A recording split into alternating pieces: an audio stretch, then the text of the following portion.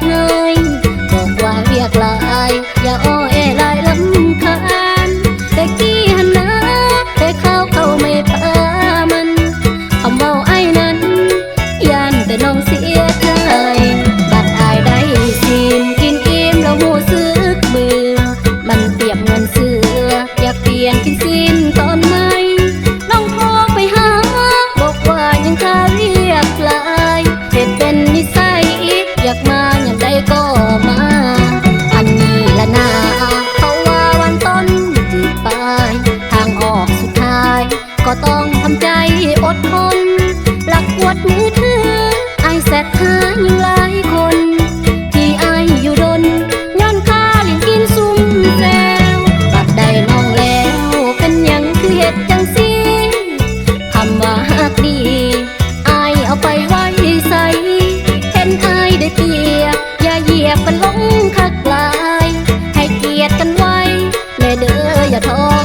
ละมานแต่น้ำตา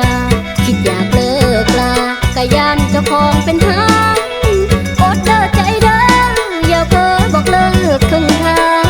เห็นสาวเคียงข้างนึกว่าเป็นภาพลวงตาว่าหักหลายพัดเพลงเฮ็ดใส่ทุกวันประหารใจกันคือบ่สงสารน้องเน่น้องไปทางใดได้ยินเขาอ้ายทุกว่าลิ้นเก่งแท้คอยเอาผู้สาวคือป่า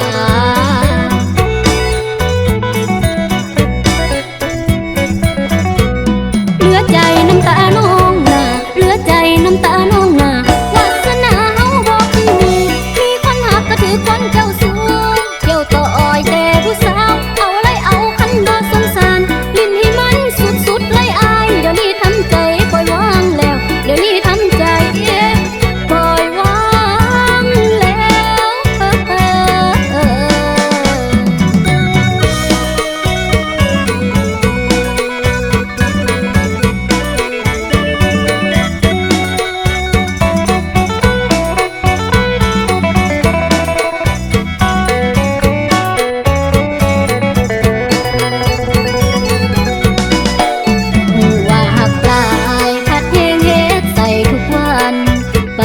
ใจกันคือบ่สงสารน้องเน่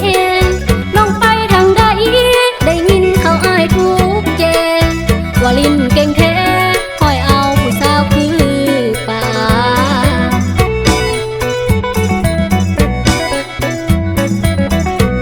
เหลือใจน้ำตาน้องน่ะเหลือใจน้ำตาน้องน่ะวาสนาเฮาบ่คือมีคนหักก็ถือคนเจ้าสู้เกี่ยวต่ออ้อยแต่ผู้สาวบ่สงสารลิ้นให้มัน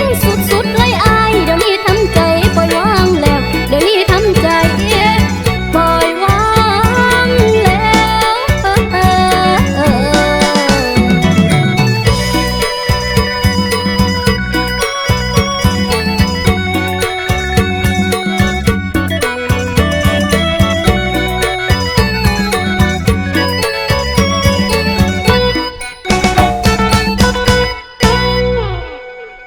บคุณสำหรับเสียงตรง